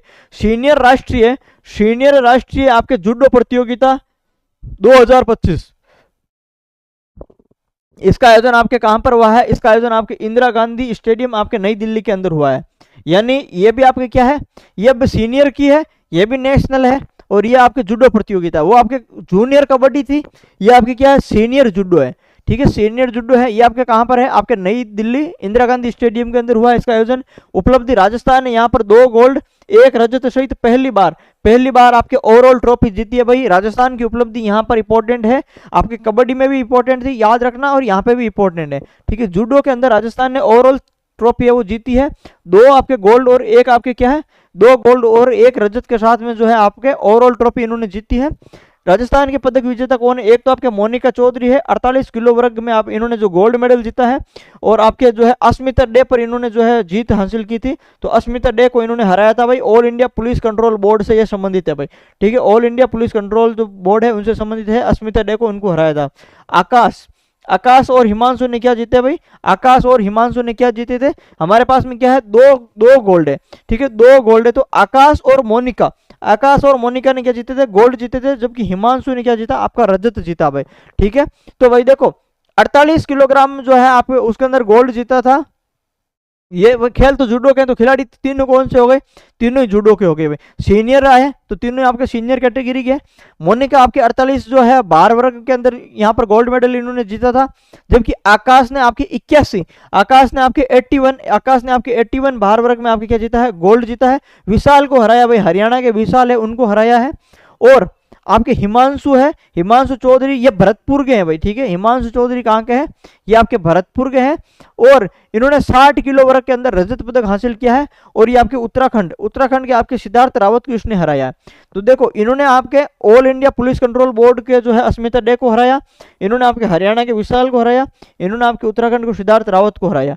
3 नाम है, मोनिका है, आकाश है और हिमांशु है भाई। मोनिका, आकाश और हिमांशु 3 नाम है। मोनिका और आकाश को गोल्ड मेडल मिला है, हिमांशु को आपके रजत मेडल मिला है। और ये तीनों आपके जूडो है, जूडो पहली बार क्या है, ओवरऑल ट्रॉफी है वो राजस्थान ने जीती है भाई। ये चीजें भी याद रखना, दिल्ली के अंदर इसका आयोजन हुआ था। उसके बाद में यहाँ पर जो है आपके क्वालिफाई खिलाड़ी आपके कौन कौन से हुए हैं जूडो से, ताकि वो क्या है आपके अगला जो खेल है आपके 38वां राष्ट्रीय उत्तराखंड खेल में खेल सके। इस जूडो खेल के अंदर आपके अंकित कुमार है 100 किलोग्राम, आपके इशिता राठौड़ है 70 किलोग्राम और संजू चौधरी है ये 78+ किलोग्राम की। ये 3 खिलाड़ी है क्या है, ये 3 खिलाड़ी इस खेल के लिए जो है आपके क्वालिफाई हुए हैं। ठीक है, यानी इनकी जो है आपके रैंक या चौथे नंबर पे आए होंगे, मेडल तो कोई नहीं जीता होगा, तो चौथे 5वें नंबर पर ये आए होंगे। तो ये जो है आपके 38वें आपके राष्ट्रीय खेल जो आपको उत्तराखंड में आयोजन होगा या हुआ, उनके अंदर क्या है ये क्वालिफाई हुए हैं। जूडो के अंदर है सारे ये जूडो खिलाड़ी है। ठीक है, उप विजेता राज्य कौन सा था, गुजरात था, जिनके पास में 2 स्वर्ण और आपके 2 कांस्य रहे, जबकि राजस्थान के पास में 2 स्वर्ण और 1 रजत था। ठीक है, तो राजस्थान यहाँ पर विजेता है। जूडो के अंदर विजेता कौन था, आपके राजस्थान राज्य था, और उप विजेता आपके कौन है, गुजरात है भाई। ठीक है, राजस्थान के आपके क्या था, 2 गोल्ड, आपके 2 गोल्ड और प्लस 1 आपके सिल्वर था। ठीक है, ये आपके राजस्थान का था, 2 गोल्ड और 1 सिल्वर, और उनका आपके गुजरात का वो थे। उसके बाद में देखो आप 43वीं सीनियर नेशनल यानी राष्ट्रीय शूटिंग बॉल चैंपियनशिप। ठीक है, ये भी याद रखना है, जितने भी नेशनल है सारे आपको रटा मारने भाई। आरपीएससी के फेवरेट टॉपिक है, और मोस्टली मई जून के जितने भी टूर्नामेंट है उनकी तो एक एक लाइन याद कर लेना भाई। इनके तो आप नॉर्मल ध्यान रखोगे काम चल जाएगा, मई जून के तो आपको एक एक चीज रटनी है भाई, जितने भी सीनियर टूर्नामेंट है उनके। ठीक है, ये आपके 17 से 19 जनवरी को हुआ। स्थान कहां पर हुआ, पूरी ओडिशा के अंदर हुआ। तो देखो अब ओडिशा के अंदर आपके senior national shooting ball championship हुआ, राजस्थान का यहाँ पर प्रदर्शन किया है वो आपको ध्यान में रखना है। राजस्थान की जो पुरुष टीम है उन्होंने कांस्य पदक जीते हैं। पुरुष टीम ने लगातार चौथे वर्ष आपकी क्या है मेडल जीता है भाई, ठीक है, लगातार चौथे वर्ष आपकी क्या है मेडल जीता है। पिछले वर्ष 2024 में राजस्थान ने आपके स्वर्ण पदक जीता है और महिला टीम ने चौथा स्थान यहाँ पर हासिल किया है। तो 43वीं सीनियर राष्ट्रीय शूटिंग बॉल चैंपियनशिप के अंदर पुरुषों की जो टीम है उन्होंने लगातार चौथे वर्ष मेडल जीता था। लास्ट ईयर इन्होंने गोल्ड जीता है और इस बार इन्होंने कांस्य पदक जीता है। महिला टीम ने इस बार क्या चौथा स्थान हासिल किया है। और यहाँ पर आपके ज्योति राव राजस्थान की आपके खिलाड़ी है, शूटिंग आपके बॉल से संबंधित खिलाड़ी है, उनको आपके क्या सर्वश्रेष्ठ महिला खिलाड़ी का है वो खिताब दिया गया था भाई, ठीक है। तो ये भी आपको ध्यान में रखना, कहां पर हुई है, पूरी ओडिशा के अंदर हुई है भाई शूटिंग बॉल चैंपियनशिप। उसके बाद में आपकी 69वीं सीनियर नेशनल वॉलीबॉल, ठीक है भाई, ये आपके कौन सी वॉलीबॉल है, हमने कबड्डी पढ़ी, हमने आपके जूडो पढ़ा और उसके बाद में हमने शूटिंग बॉल पढ़ा, अब आपकी क्या वॉलीबॉल है, ये भी याद रखना है। आपके जयपुर के अंदर राजस्थान के अंदर इसका आयोजन हुआ था और आयोजक आपके वॉलीबॉल फेडरेशन ऑफ इंडिया है। 65 टीमें इसकी प्रतिभागी थी, 1200 प्लस खिलाड़ी आए थे यहाँ पर।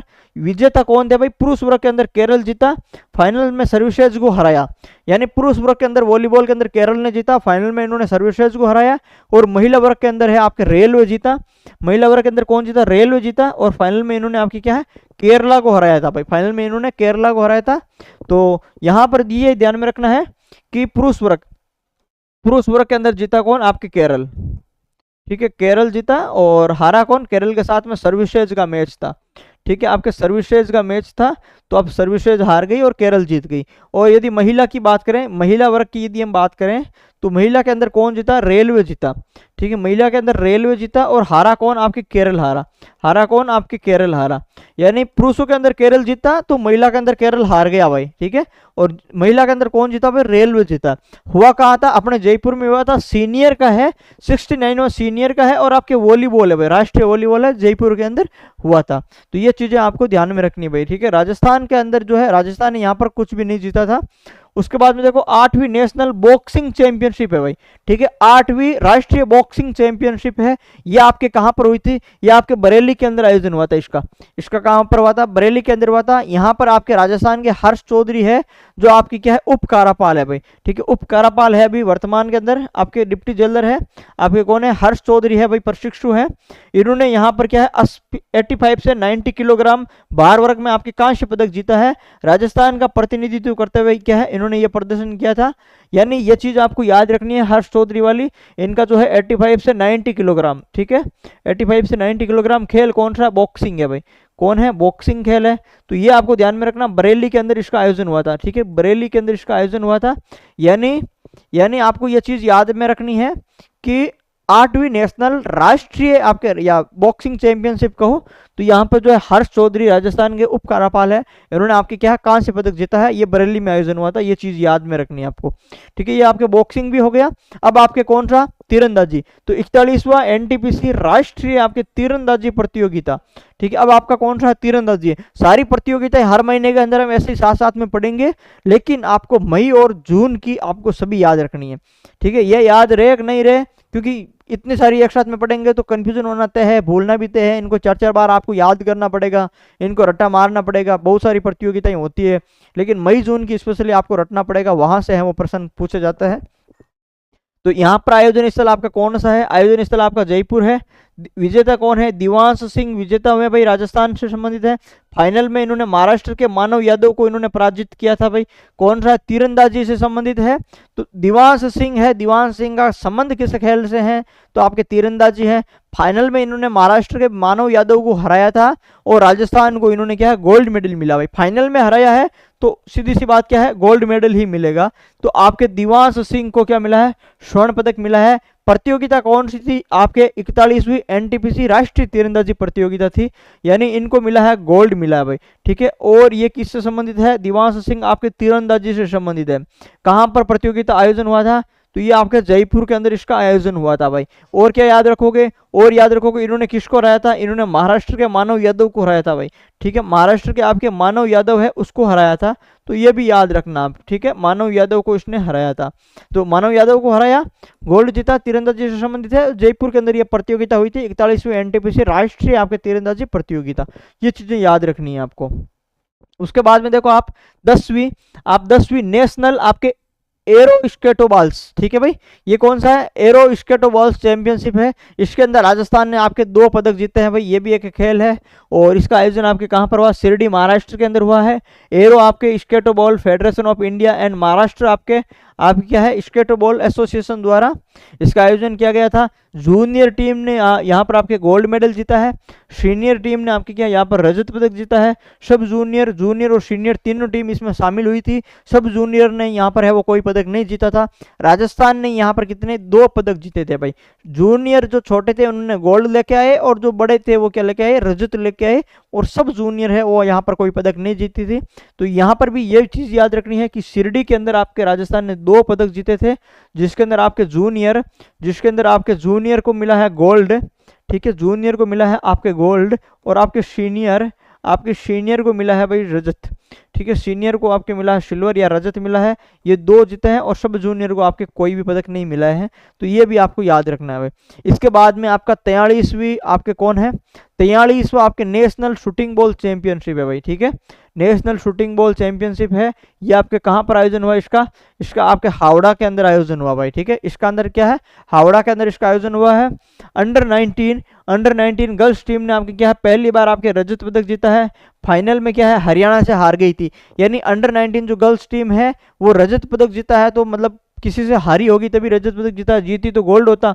तो ये आपकी क्या है, गर्ल्स टीम की बात करें, ठीक है, महिला या गर्ल्स टीम की यदि हम बात करें तो जो है आपके इन्होंने रजत पदक जीता है। क्या जीता है भाई, रजत पदक जीता है, और इन्होंने हरियाणा से हारे हैं भाई। ठीक है, हरियाणा से हारे हैं, यानी हरियाणा ने क्या जीता है, हरियाणा ने आपके गोल्ड जीता है, और राजस्थान ने की महिलाओं ने रजत पदक जीता है। अंडर 19 से संबंधित है। लड़कों की टीम ने कांस्य पदक जीतकर हरियाणा को हराया भाई। ठीक है, और लड़कों की टीम ने क्या जीता है, कांस्य पदक जीता भाई। ठीक है, तो हरियाणा आपके बॉयज ने क्या है, आपके बॉयज ने क्या जीता है भाई, कांस्य पदक जीता है। तो ये ध्यान में रख लेना कि बॉयज ने कांस्य पदक जीता है, इन्होंने हरियाणा को हराया है। जबकि महिला है वो क्या है, हरियाणा से हारी है। ठीक है, महिला हरियाणा से हारी है, बॉयज ने हरियाणा को हराया भाई। ठीक है, फिर भी बॉयज ने कांस्य पदक जीता है और महिला ने रजत पदक जीता है। और ये कहाँ पर हुआ है, हावड़ा आपके दिसंबर के अंदर हुआ है। ये 43वां जूनियर आपके शूटिंग बॉल चैंपियनशिप था, और उससे पहले हमने अभी जो है सीनियर शूटिंग बॉल चैंपियनशिप भी पढ़ा था। ठीक है, तो आपको सीनियर भी याद रखना है और जूनियर भी याद रखना है, दोनों हमने पढ़ा था। यहाँ पर तो आपकी क्या है, गर्ल्स अंडर 19 ये टूर्नामेंट था, जूनियर है तो जूनियर हो गए, तो क्या है अंडर 19 हो गया। और गर्ल्स टीम ने आपके रजत जीता और बॉयज ने आपके कांस्य जीता, आपने गोल्ड यहाँ पर नहीं जीता था। ठीक है, उसके अलावा हमने सीनियर भी पढ़ा था, और हमने जो सीनियर शूटिंग बॉल चैंपियनशिप पढ़ा था वो हमने कहाँ पर पढ़ा था, यहाँ पर पढ़ा था।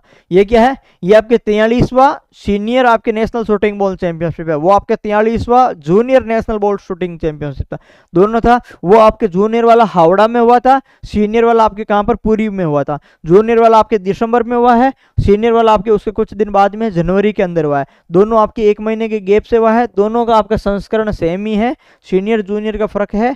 आपके जो सीनियर है ओडिशा के अंदर, जूनियर है आपके हावड़ा के अंदर हुआ है। यहाँ पर राजस्थान का पुरुष टीम ने कौन सा पदक जीता, कांस्य पदक जीता है। वहां पर भी पुरुष टीम ने कौन सा पदक जीता था, कांस्य पदक जीता था, हरियाणा को हराया था। यहाँ पर पुरुष टीम ने लगातार चौथे वर्ष कोई ना कोई मेडल जीता है, पिछले वर्ष यहाँ पर गोल्ड जीता था। महिला टीम यहाँ पर चौथे स्थान पर रही थी सीनियर की, और जूनियर की जो महिलाएं हैं इन्होंने रजत पदक जीता था भाई, वो हरियाणा से हारी थी। ज्योति राव को सर्वश्रेष्ठ महिला का खिताब भी आपके यहाँ से मिला। तो आपके जूनियर और सीनियर 2 आपके शूटिंग बॉल चैंपियनशिप हो गई है, दोनों को आपको याद रखना। मैंने कहा कि आपके जितने भी चैंपियनशिप है उसमें मैक्सिमम जूनियर, सीनियर, सब जूनियर ये सभी उस कैटेगरी के अंदर शामिल होती है। और आरपीएससी की ये क्या है, ये फेवरेट जो है प्रश्न है, जितने भी ये टूर्नामेंट पढ़ रहे हैं ना, ये नेशनल टूर्नामेंट वाले ये फेवरेट प्रश्न है आरपीएससी के। आप इनको रटा मार लेना भाई। ठीक है, मई जून के तो स्पेशली रटा ही मार लेना। ठीक है, अप्रैल मई जून के मारो तो और भी अच्छी बात है। उसके बाद में देखो आप 38वें नेशनल बॉक्सिंग गेम्स के अंदर मनीषा चाहर आपकी क्या बनी, आपके मुख्य कोच बनी है भाई। ठीक है, मनीषा चाहर है मुख्य कोच बनी है। 38वां आपके राष्ट्रीय खेल, 38वां राष्ट्रीय खेल, उसके अंदर क्या बॉक्सिंग की जो आपके कोच बनी है वो मनीषा चाहर बनी है। और ये खेल आपको पता है 38वां कहां पर होने वाला है, 31 जनवरी से 7 फरवरी तक है। आपके जो 38वां नेशनल खेल है वो आपके 38वां राष्ट्रीय खेल आपके उत्तराखंड में हुआ था, देहरादून में इसका उद्घाटन हुआ था। और ये जो है आपके 31 जनवरी से 7 फरवरी के मध्य हुआ है। यहाँ पर बॉक्सिंग कोच की नियुक्ति है आपके मनीषा चाहर की गई थी भाई। ठीक है, और ये आपके कहाँ के, आपके एनआईएस बॉक्सिंग कोच भरतपुर से संबंधित है। राजस्थान ओलंपिक संघ और बॉक्सिंग संघ द्वारा क्या है इसकी नियुक्ति की गई है। ऑल इंडिया पुलिस गेम्स में है वो ये गोल्ड मेडलिस्ट है। और आपके पूर्व में खेलो इंडिया और अन्य राष्ट्रीय प्रतियोगिताओं में भी इनका क्या है कोचिंग का अनुभव है। तो आपके बॉक्सिंग कोच है वो राजस्थान की तरफ से किसको बनाया है भाई, आपके मनीषा चाहर को बनाया है। तो ये भी आपको ध्यान में रखना है। उसके बाद में देखो 34वां पंडित जाबरमल शर्मा आपके स्मृति व्याख्यान एवं पुरस्कार समारोह, ये आपके जो है पत्रकारिता के क्षेत्र में जो है जाबरमल शर्मा पुरस्कार दिया जाता है। तो जो 34वां इस बार है वो आपके जालाना के अंदर इसका आयोजन हुआ था। और इसका आयोजक पत्रिका समूह है। ठीक है, किसके द्वारा, पत्रिका समूह द्वारा इसका आयोजन किया गया था। और यहाँ की जो मुख्य विशेषताएं क्या है कि जो भाई कहानी विधा, ठीक है, कहानी विधा का जो पुरस्कार है आपके प्रथम पुरस्कार उमा को मिला है भाई, ये जयपुर से संबंधित है उमा और इनकी कहानी है सपना। द्वितीय पुरस्कार आपके संजय दुबे को मिला है, ये रायपुर से संबंधित है, इनकी कहानी है आपके अंतिम संस्कार। तो कहानी के रूप में आपके 2 पुरस्कार मिले हैं। प्रथम पुरस्कार आपकी उमा को मिला है सपना के लिए और द्वितीय पुरस्कार आपके संजय दुबे को मिला है अंतिम संस्कार के लिए। कविता के लिए भी 2 पुरस्कार है। प्रथम पुरस्कार आपके कुलदीप सिंह भाटी को मिला है, ये जोधपुर के हैं। और इनकी जो आपके कविता है वो कौन सी है, आपके पूर्णता की ओर है। और द्वितीय पुरस्कार आप अंकित शर्मा को मिला है भाई। ठीक है, इनको इप्पू पीरिया इनका शॉर्ट नाम है। और ये आपके मुरैना से संबंधित है। सावन के दोहे इनकी क्या है कविता भाई। ठीक है, और सभी रचनाएं आपके पत्रिका के प्रशिष्टों में 2024 में क्या है ये प्रकाशन हुई थी। और ये आपकी क्या है पत्रिका समूह द्वारा इसको आयोजन किया गया था। तो ये याद रखना, 2 आपके कहानी के लिए और 2 आपके कविता के लिए पंडित जाबरमल जो आपके पुरस्कार दिया गया था। नेशनल एनवायरमेंट यूथ पार्लियामेंट आपके राजस्थान विधानसभा में इसका आयोजन किया गया था। आपके 24-25 जनवरी को इसका आयोजन किया गया था। ये जो पहले आपके वासुदेव देवनानी है विधानसभा अध्यक्ष, उनके जो है द्वारा ये पहल की गई थी। और इसके जो आप साथ में संयोजन संस्था है आपके कौन है, राष्ट्रमंडल संसदीय संघ है। इसकी जो राजस्थान शाखा है, राष्ट्रमंडल संसदीय संघ की जो राजस्थान शाखा है ये इसकी संयोजन संस्था थी भाई। ठीक है, क्या नाम है आपके नेशनल एनवायरमेंट यूथ पार्लियामेंट है। ये राजस्थान विधानसभा से संबंधित एक प्रमुख पहल है भाई। इसके बाद में देखो इसकी विशेषताएं, ये राष्ट्रीय पर्यावरण चेतना और इसकी क्या है संसदीय संवाद। विशेषता क्या है, राष्ट्रीय पर्यावरण चेतना और संसदीय संवाद करना है। यानी यहाँ पर देखो युवाओं में पर्यावरण और पारिस्थितिकी तंत्र के प्रति संवेदनशीलता जागृत करना, प्राकृतिक संसाधनों के प्रति मानव की जिम्मेदारियों की समझ विकसित करना। देश के विभिन्न विश्वविद्यालय की युवाओं ने संसद की कार्यवाही की तरह आपकी क्या चर्चाएं की थी। और यहाँ पर आपके वायु और महाकुंभ एक जादुई सांस्कृतिक यात्रा एक पुस्तक का विमोचन किया गया था, जिसके लेखक आपके आदित्य खेवाल और आपके लक्ष्य खेवाल है। यानी वायु एवं महाकुंभ एक जादुई सांस्कृतिक यात्रा पुस्तक का विमोचन है, वो मतलब इस समय हुआ था। और आपके आदित्य खेवाल और लक्ष्य खेवाल क्या है इसके लेखक है भाई। ठीक है, इसका नाम क्या है, नेशनल एनवायरमेंट यूथ पार्लियामेंट है। और युवा है जो सभी क्या है सभी जिलों से आए हुए युवा थे, जो आपके क्या है एमएलए की तरह आपके क्या है विधायकों की तरह पार्लियामेंट में बैठे, विधानसभा के अंदर बैठे और फिर जो है आपके चर्चा की थी भाई। ठीक है, तो ये आपको ध्यान में रखना, देश के विभिन्न विश्वविद्यालय से हैं युवा वो आए थे। तो ये भी आपको याद ध्यान में रखना है। उसके बाद में देखो भारत आदिवासी पार्टी यानी बाप को राज्य पार्टी का क्या दिया गया, दर्जा दिया गया भाई। ठीक है, बाप को राज्य पार्टी का दर्जा दिया गया था। यह दर्जा आपके निर्वाचन आयोग देता है। और राजस्थान की ये तीसरी सबसे बड़ी पार्टी है भाई, यानी आपके भाजपा और कांग्रेस के बाद में तीसरी सबसे बड़ी पार्टी बन गई है भाई बाप। पहले यहाँ पर आरएलपी थी, अब ये क्या है तीसरी सबसे बड़ी पार्टी बन गई है। और इसका जो है आपके बाप पार्टी को आपकी क्या है राज्य पार्टी का दर्जा मिल गया है। वर्तमान में इस पार्टी के पास में 1 संसद और क्या है 4 विधायक है भाई। यानी वर्तमान में 1 संसद और 4 विधायक है। और संसद कौन है, आपके राजकुमार रोहत है जो बांसवाड़ा डूंगरपुर लोकसभा सीट से क्या है संसद है। और 4 यहाँ के विधायक भी हैं। तो ये भी आपको ध्यान में रखना है। 4 विधेयक कौन है आपके? अनिल कटारा 84 से हैं, उमेश डामोर आपके आसूर से हैं, आपके थावरचंद आपके डामोर दरियाबाद से हैं, जयकृष्ण पटेल आपके कौन से? बागीदोरा से हैं भाई। तो ये आपके क्या है? 4 आपके क्या है? 4 आपके विधेयक हैं और 1 आपके संसद है। स्थापना मूल रूप से 2017 के अंदर गुजरात में छोटूभाई वसावा द्वारा भारतीय ट्राइबल पार्टी के रूप में इसकी स्थापना हुई थी। 2018 में राजकुमार रोत और रामप्रसाद डिंडोर ने इस पार्टी से क्या है? चुनाव जीता। और सितंबर 2023 में अलग होकर भारत आदिवासी पार्टी का क्या है? गठन किया गया था। ठीक है, सितंबर 2023 में अलग होकर भारत आदिवासी पार्टी का इसमें गठन किया गया था। 4 विधेयक और 1 संसद है और राजस्थान की तीसरी सबसे बड़ी ये पार्टी है भाई। ठीक है, इनको राज्य पार्टी का दर्जा मिल गया है। इसके बाद में आपके हस्तशिल्प एक्सपो आपके जोधपुर 2025 क्या है? हस्तशिल्प एक्सपो जोधपुर 2025 आपके आर्टिफैक्ट्स की क्या है? अंतर्राष्ट्रीय प्रदर्शनी है ये। और इसका आयोजन आपके 23 से 26 जनवरी को हुआ था। बोरानाडा ट्रेड फैसिलिटेशन आपका सेंटर है वहां पर हुआ था। आयोजक संस्था इसकी हस्तशिल्प निर्यात संवर्धन परिषद है। मुख्य विशेषता यहाँ की क्या थी? ये आपकी क्या है? पहला संस्करण था भाई, यानी हस्तशिल्प एक्सपो जो जोधपुर है 2025 का, इसका ये आपकी क्या है? पहला संस्करण था। और ये आर्टिफैक्ट्स की एक क्या है? अंतर्राष्ट्रीय प्रदर्शनी है। इसका आयोजन आपके हस्तशिल्प निर्यात संवर्धन परिषद द्वारा किया गया था। बोरानाडा के अंदर इसका आयोजन हुआ है। और ये जो पहला संस्करण है इसके अंतर्गत राजस्थान का 50% हस्तशिल्प उत्पादन केवल क्या है? जोधपुर से होता है भाई। यानी ये आंकड़ा याद रख लेना कि राजस्थान का 50% जो हस्तशिल्प उत्पादन है वो केवल जोधपुर से होता है। इसलिए पहला संस्करण कहां पर? जोधपुर में आयोजन इसका किया गया था। इस सेक्टर को क्या कहते हैं भाई? ऑरेंज इकोनॉमी भी कहते हैं भाई। ठीक है, ऑरेंज या ऑरेंज इकोनॉमी भी कहते हैं। ठीक है, यानी इस सेक्टर को ऑरेंज इकोनॉमी के रूप में भी जाना जाता है।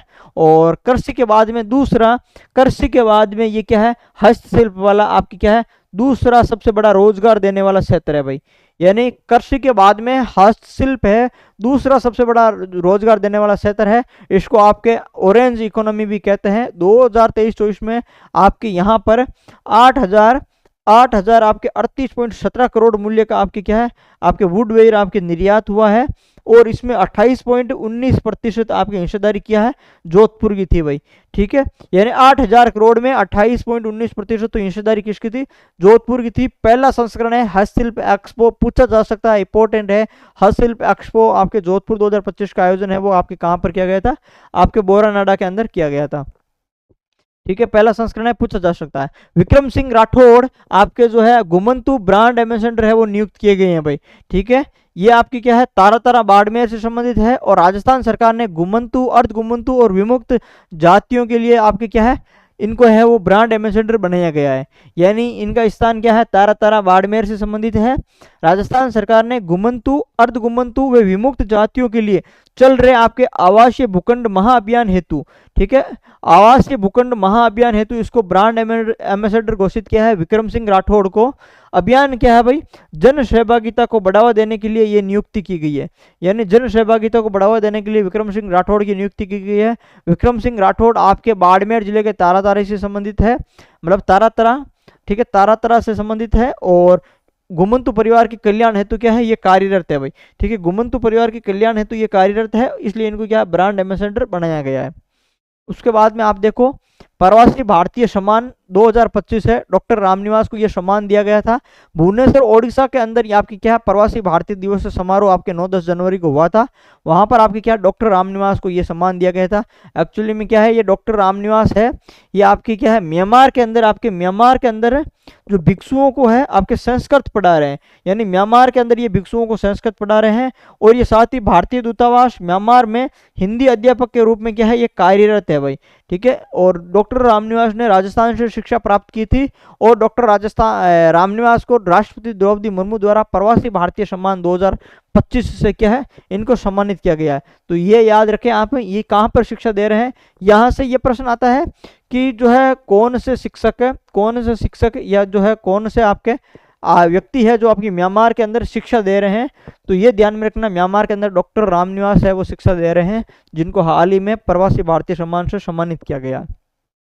उसके बाद में देखो आपका राष्ट्रीय आपका सड़क सुरक्षा माह जो है वो आपके कब मनाया गया।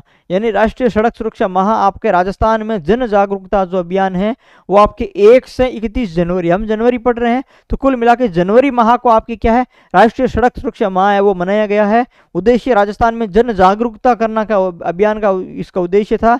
और यहाँ पर जो है आपके ग्राम पंचायत स्तर पर 10 व्यक्तियों को आपके क्या है सड़क सुरक्षा प्रहरी के रूप में प्रशिक्षित किया गया।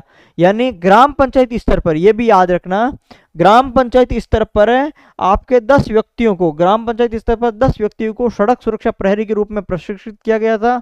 उद्देश्य था कि सड़क सुरक्षा के बारे में जन जन को है वो अभियान बनाना और यातायात नियमों की जानकारी एवं आपके यातायात नियमों को अनुपालन करने का प्रचार प्रसार करना। पूरे राज्य में आपकी क्या है विविध जागरूकता कार्यक्रम इसमें आयोजित किए गए थे। कुल मिलाकर प्रश्न यही आता है कि राष्ट्रीय सड़क सुरक्षा माह है वो किस महीने मनाया गया था, तो आपके जनवरी माह के अंदर मनाया गया था। और मुख्य विशेषता याद रख लेना कि ग्राम पंचायत स्तर पर इसके तहत 10 व्यक्तियों को सड़क सुरक्षा प्रहरी के रूप में क्या है सड़क सुरक्षा प्रहरी के रूप में आपकी क्या प्रशिक्षित किया गया था। ग्राम पंचायत स्तर पर 10 व्यक्तियों को, ये याद रख लेना। उसके बाद में भारत में महिलाओं के लिए आपके शीर्ष शहर है वो आपके कौन कौन से हैं। टीसी आपके डब्ल्यूआई की जो रिपोर्ट है आपकी टीसी डब्ल्यूआई क्या top cities for womens in India, top cities for womens in India, यानी भारत में महिलाओं के लिए शीर्ष शहर कौन से हैं। ये रिपोर्ट जारी करने वाली संस्था है आपके अवतार, आपके एक अवतार नाम से है, अवतार work palace culture consulting firm है ये आपके, इसने ये रिपोर्ट जारी किया है। रिपोर्ट का नाम top cities for women in India रखा गया है। और इसकी मुख्य विशेषता कि 120 शहरों का इसके तहत क्या मूल्यांकन किया गया। और यहाँ पर जो आपके सोशल इंक्लूजन स्कोर और आपके इंडस्ट्री इंक्लूजन स्कोर को यह आधार बनाया गया भाई, ठीक है, इनको जो है आधार बनाया गया। और इसके तहत राजस्थान के टॉप 5 शहर जो आपके महिलाओं के लिए उपयुक्त है, तो सबसे जो है आपके कौन सा जयपुर शहर है, कौन सा भाई जयपुर शहर है, 16वां स्थान है भाई राजस्थान के अंदर। ये देखो यहाँ पर क्या है जो रिपोर्ट है वो पूरे भारत के शहरों के अंदर उन्होंने शामिल किया है। और 120 शहरों का इन्होंने मूल्यांकन किया है। किसके आधार पर, एक तो देखो आप सोशल इंक्लूजन की बात करें और एक आप इंडस्ट्री इंक्लूजन की बात करें, ठीक है, 2 इन्होंने आधार लिए हैं। तो यहाँ पर आप देखो कि राजस्थान का जो जयपुर है वो पूरे भारत के अंदर 16वें नंबर पर रहा है, जोधपुर आपके 34वें नंबर पर रहा है, अजमेर 39वां, कोटा 42वां और आपके उदयपुर है वो 84वें नंबर पर स्थान पर रहा है। ठीक है, भारत के टॉप 5 से जिसमें सबसे नंबर पर टॉप पे बेंगलोर है, फिर चेन्नई, मुंबई, हैदराबाद और पुणे, ये 5 शहर हैं जो महिलाओं के कार्य करने के लिए क्या है ये आपके टॉप में है। उत्तर भारत की तुलना में दक्षिण भारत के शहरों की महिलाएं कार्यस्थल के लिए ज्यादा सुरक्षित मानती है भाई, ठीक है, यानी आपके उत्तर भारत की तुलना में दक्षिण भारत की जो महिलाएं हैं वो शहरों को ज्यादा सुरक्षित मानते हैं। उत्तर भारत से आपके टॉप 25 में जो शहर है वो आपके एक तो जयपुर हुआ, एक दिल्ली 8वां है, एक आपके गुरुग्राम, शिमला और जम्मू। यानी उत्तर भारत के जो शहर हैं वो टॉप 25 के अंदर कितने हैं, सिर्फ 5 शहर हैं भाई, ठीक है, जयपुर है, एक दिल्ली है, एक गुड़गांव है और एक आपके शिमला और एक आपके जम्मू। उत्तर भारत के टॉप 5 शहर है टॉप 25 में शामिल। उसके बाद में देखो आप भारत सोलर एक्सपो 2025 है, ये आपकी क्या है नवीकरणीय ऊर्जा का, इसका नवीकरणीय ऊर्जा से संबंधित है, ये इसका आयोजन हुआ है भारत सोलर एक्सपो 2025 का। और इसका जो आपके आयोजक है, इसका आयोजक आपके कौन है, राजस्थान सोलर एसोसिएशन है। आयोजन स्थल आपके जयपुर प्रदर्शनी और आपके कन्वेंशन सेंटर है। इसकी मुख्य विशेषता ये है कि ये एक्सपो क्या है दूसरा संस्करण है भाई, यानी भारत सोलर एक्सपो का दूसरा संस्करण है जो आपके जयपुर के अंदर आयोजन हुआ है जनवरी के अंदर। और ऊर्जा, अक्षय ऊर्जा में सहयोग, नवाचार और तकनीक प्रदर्शन हेतु ये एक्सपो आयोजन किया गया था। और यहाँ पर क्या है एंट्रिका पावर ने अपनी नवीनतम सोलर पैनल और इन्वर्टर तकनीकों का यहाँ पर क्या प्रदर्शन किया था। एंट्रिका पावर एक कंपनी है और इन्होंने आपकी क्या नवीनतम सोलर पैनल और आपके इन्वर्टर तकनीकों का प्रदर्शन किया है। राजस्थान की कुल अक्षय ऊर्जा क्षमता है वो आपके 31 गीगावाट प्लस है, और सौर ऊर्जा जिसमें 24,000 मेगावाट है, और आपके पवन ऊर्जा की बात करें तो 6,000 मेगावाट इसके अंदर आपकी क्या है अक्षय ऊर्जा। तो भारत सोलर एक्सपो आपके कहाँ पर हुआ है, जयपुर में हुआ है, ये आपको ध्यान में रखना है।